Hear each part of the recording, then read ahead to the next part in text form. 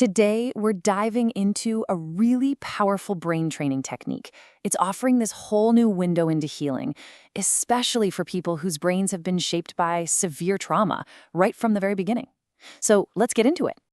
I want to start with this quote. It's from a patient who had been through years and years of therapy for what we call developmental trauma. And wow, it just hits you, right? This gets to the absolute heart of the matter. We're not just talking about getting over bad memories. We're talking about a fundamental loss of your very sense of self. So, to really get what neurofeedback is trying to do, we have to kind of shift how we think about trauma. The problem isn't just in your head, It's deeper, it's neurobiological. We're talking about a brain that's been, well, knocked completely out of rhythm. This is why brilliant folks like Bessel van der Kolk have pushed for this diagnosis, developmental trauma disorder. It gets at the fact that early severe trauma isn't a single event with a single outcome. Nope. It's more like it rewires a person's entire operating system. It creates this state of dysregulation that touches everything, your emotions, your health, your whole body. And that brings us to this key idea of dysrhythmia. Okay, think of a healthy brain like a symphony orchestra. All the different parts are in tune, they're playing together, creating beautiful music. Well, a brain shaped by developmental trauma, it's an orchestra where the violins are playing thrash metal, the trumpets are playing a lullaby. It's just chaos. A total disruption of those organizing rhythms. And the effects of that chaos just cascade outwards. The brain's little smoke alarm, the amygdala, gets stuck in the on position. It's screaming fire when there isn't even any smoke. So the behaviors that we often label as symptoms, they're really just desperate attempts to quiet that alarm, to manage the terror. And after a while, that constant state of fear, it stops being something you feel. It becomes who you think you are. Okay, so if the problem is a brain that's out of sync with itself, how on earth do you fix that? Well, that's where neurofeedback comes in. The core idea is actually pretty simple. It's about making the brain's own hidden activity visible.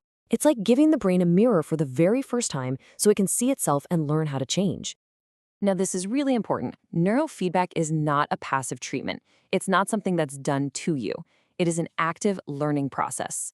You could almost think of it like physical therapy, but for your brain. You are actively training your own brainwaves to work in a healthier, more organized way. Right. That's the million-dollar question, isn't it? I mean, you and I, we can't just decide to change our brainwaves. We don't even know they're there. So how does this actually work? It's actually a really elegant little loop. First, sensors on your scalp measure your brain's electrical activity, your EEG. And I have to stress this, nothing is going into your brain, it's just listening. Then, a computer translates those signals into instant feedback. Maybe it's a video game that moves forward or a pleasant sound that plays. When your brain happens to produce a more calm, organized pattern, you get a reward. And over time, through this process called operant conditioning, your brain just learns. It figures out how to create that calm state all on its own. Now, when it comes to developmental trauma, the goal is really specific. It's not just about any kind of brain training. The target is to teach the brain a feeling, a state of being that it might have never, ever experienced before, the feeling of just calm, present awareness. And you can really see the contrast here. On one side, you've got that over-aroused state, constant fear, hypervigilance, and really weak connections between brain networks. And what we're training toward is the other side. Calm awareness, mind and body feeling connected, being relaxed, but still totally present. It's a whole different world. This is probably the best analogy I've ever heard for the specific brain rhythm they're targeting, the alpha waves. It's like a car idling at a stoplight. The engine is on, you're ready to go, you're aware of everything around you, but you're not slamming on the gas pedal in a panic. It's this perfect state of calm readiness, relaxed, alert, and present. Okay, so this is where the story gets really, really interesting and frankly a little weird. What happens when the therapy actually works? When that fear finally starts to quiet down? You think it would just be pure relief, right? But what actually emerges is a whole new, profound challenge. What's so wild is that when the constant screaming noise of fear finally begins to fade, it doesn't just leave peace behind, it leaves a vacuum.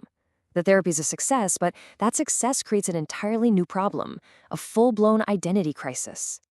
I mean, really think about that. If for your entire life, every thought, every decision, every relationship has been organized around fear and survival, what happens when that organizing principle just vanishes? Who are you then? Who are you without the fear? This is a real question a patient asked, and it's just haunting. It shows you just how twisted up fear can get with the feeling of safety. If your world has always been a dangerous place, then fear feels like your armor. It's what keeps you alive. And letting go of it feels like walking out into a war zone completely naked. This paradox is just perfectly captured in what one patient called her neurofeedback koan. It's this unbelievable, disorienting moment of feeling truly, authentically yourself for the first time, while at the exact same moment realizing that the self you thought you were for all those years was just a bundle of trauma responses. So, where does that leave us with all this? Well, neurofeedback shows some incredible promise, for sure. But like any science that's still evolving, it also opens up some much deeper questions about how our brains and ourselves really work. You can see the applications are getting broader and broader, from trauma and ADHD to things like epilepsy and chronic pain. But, and this is a big but, the scientific community is still wrestling with some big questions. How much of this is a placebo effect? How do these big, broad brainwave patterns actually connect to the tiny little circuits firing in the brain? We've still got a lot to figure out. And while we think about those scientific questions, it is so important to remember the stakes, to remember why this matters. This number, nearly 8.8 million, that's how many children are affected by neglect and assault every single year, just in the US alone. The scale of the problem is just staggering, and it demands that we explore every single promising path to healing we can find. Which really brings us to this final, huge question.